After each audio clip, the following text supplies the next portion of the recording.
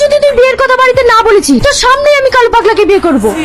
পল্লবী আমার শোনা, রাগ করে থেকো না প্লিজ, একবার তাকাও। তোমাকে বললাম না তুমি এখান থেকে যাও, আমার কাছে ডিস্টার্ব করো না। তুমি কোনো চিন্তা করো না, আমি তোমার সব কাজ করে দিয়েছি।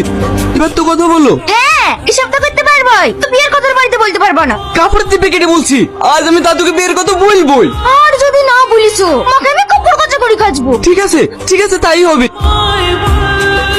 বাহ, খুব সুন্দর, এ তো একদম পরি। মেয়েটার সাথে বিয়ের ব্যাপারে কথা বলতে হবে। তোমার আব্বার নাম কি? কেন?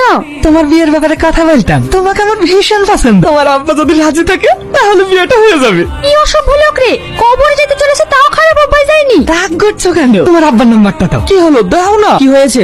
ওই লোক তোমাদের কি বলছে? দেখেন না ওই লোকটার অভ্যাস ভীষণ খারাপ, একদিন টিউশন টাইমে এসে দাঁড়িয়ে থেকে আজ আবার জোসনাকে বলছে ওকে বিয়ে করবে। ঠিক আছে তোমরা যাও, আমি দেখছি। কোথায়, কোন মেয়ের কথা বলছিস? ওই দেখো সামনে চায়ের দোকানে ওই মেয়েটা। দাদা আমারটাও আছে। কি ব্যাপার দাদু, আজ তোমার মুখ শুকনো লাগছে? দাদি কিছু খেতে দেয়নি নাকি?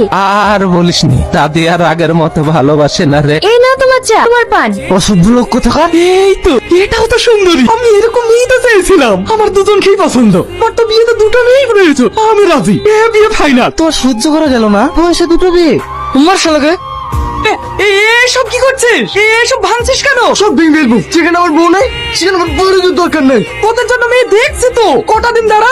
তোমাকে আমি কতবার বলবো আমার মেয়ে দেখা আছে, ওই মেয়ের সাথে আমার বিয়ে দাও। না না, আমি আগেও বলেছি এখনো বলছি, তোর দেখা মেয়ের সাথে আমি বিয়ে দেবো না। ঠিক আছে, আজকে আমি সুসাইড করছি, থাকো তুমি তোমার বাড়ি।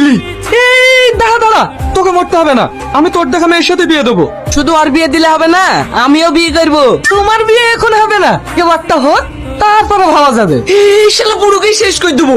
এই থাম থাম থাম থাম, আমি তোর বিয়ে দেবো, আমি তোর বিয়ে দেবো।